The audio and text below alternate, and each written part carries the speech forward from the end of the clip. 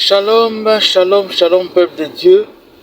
Dieu a mis une pensée dans mon cœur et je voudrais la partager avec vous. C'est vraiment essentiel, c'est vraiment important. Merci de nous accorder le peu de temps que vous disposez pour écouter la pensée biblique. Je voudrais parler plus précisément dans cette vidéo sur les savoir-vivre et aussi les savoir-faire. Ces deux thématiques qui sont importantes, tout simplement parce que dans ce monde, nous ne vivons pas seuls. Dieu, au début de la création, après avoir tout créé, va finir par prendre la décision de créer un homme. Il dit, créons l'homme à notre image et selon notre ressemblance, que lui règne sur tout ce que nous avons créé. Et Dieu vit que tout était très bon. Mais plus tard, je ne sais pas s'il a trouvé l'homme étant anxieux, trop pensif. Il dit, il n'est pas bon que l'homme soit seul. On crée à un homme une compagne, une amie, un être proche, son épouse. Et l'homme a trouvé un équilibre dans son existence à cause de la présence de la femme. Nous avons besoin d'un plus petit que nous. Nous avons besoin de tout le monde. Nous avons besoin d'une personne à côté de nous. Pour avoir un mariage, on a besoin d'une femme. Une femme, pour avoir un mariage, tu as besoin d'un homme. Pour que le mariage soit aussi comblé, il faut la présence des enfants. Les professeurs ont besoin des élèves. Sans quoi, ils vont enseigner à qui? Au banc. Le pasteur, les conférenciers ont besoin de gens qui participent pour écouter.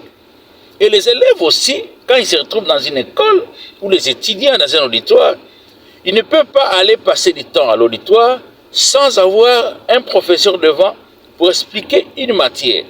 Nous tous dans la vie, on a besoin d'un plus petit que soi.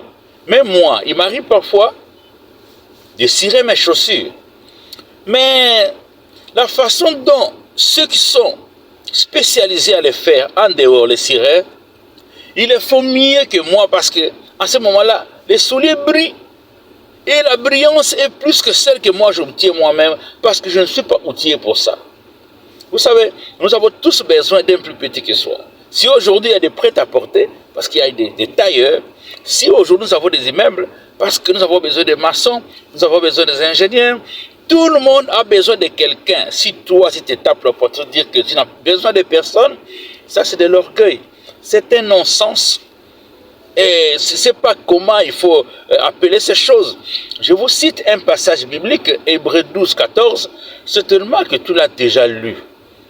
Recherchez la paix avec tous et la sanctification sans laquelle personne ne verra le Seigneur. Nous allons plus nous atteler à la partie A. Rechercher la paix.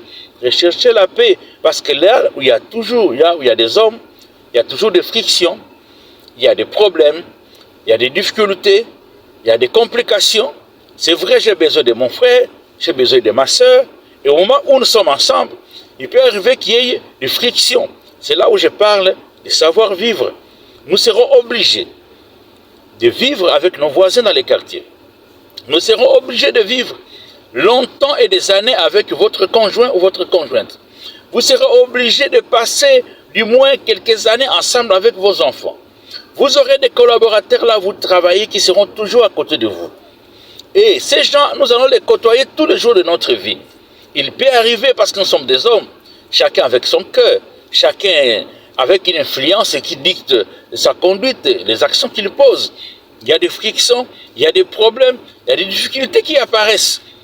Mais cela ne voudrait pas dire que nous pouvons rester des ennemis éternels. Non, le savoir-vivre est important. Et Dieu milite sur ça. Dieu donne un ordre. C'est un impératif. Recherchez la paix. Recherchez la paix. Nous sommes tous des hommes, mais nous sommes différents. Nous sommes une même humanité, mais avec des attitudes différentes. Moi, j'ai grandi à ma façon. Ma femme a grandi là où elle a grandi. Nous sommes retrouvés ensemble dans le mariage. Nous sommes obligés de coopérer pour vivre ensemble. De temps en temps, on doit mettre un bémol dans nos réactions, dans nos paroles, dans nos actions. C'est important. Nous devions avoir de l'amour dans les cœurs. Cet amour est comme un matelas spirituel puissant qui peut permettre de rapprocher les hommes. L'amour soude les relations. L'amour construit les relations. L'amour fait en sorte que nous soyons forts.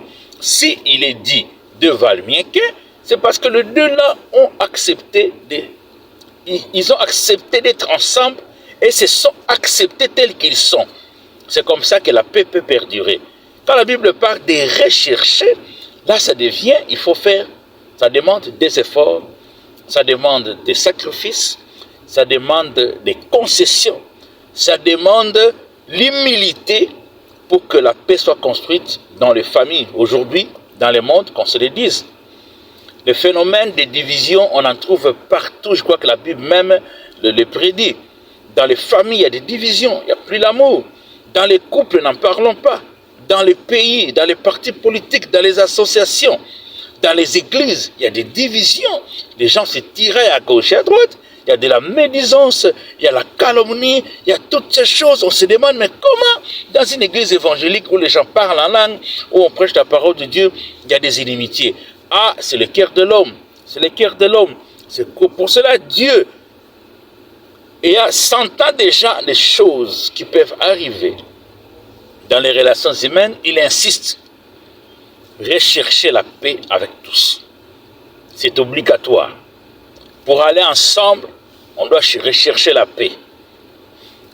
Ceux qui dirigent les pays et les opposants, pour garantir la sécurité du pays, ont besoin de créer la paix entre eux pour qu'ils puissent avancer ensemble et garder la même direction.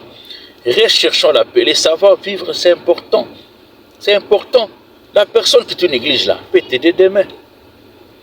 La personne que tu repousses là peut être ton sauveur, ou même le sauveur de tes enfants demain. On ne peut pas négliger tout le monde dans la vie. Hein? On peut négliger une personne aujourd'hui, dans 2 mois, dans une année. C'est un ministre, c'est un président de la République. À ce moment-là, tu vas toucher ta barbe et ton cœur te dit, oh mon Dieu, qu'est-ce que je fais? Si j'avais su. Vous voyez, nous avons besoin de tout le monde, même celui qui n'a pas beaucoup étudié, peut être important à un moment donné dans notre vie. Et c'est lui qui vous gère, même s'il n'a pas beaucoup étudié plus que toi, il est important parce qu'il est chef. C'est lui qui prendra des décisions. Peut-être que ton grade passera par lui. Donc recherche la paix là où tu es. Même si tu es plus beau, tu trouves que tu es dans un milieu, les gens ne sont pas plus beaux que toi. Ce n'est pas pour autant que tu dois te glorifier. Recherche la paix. Accepte-les comme ils sont.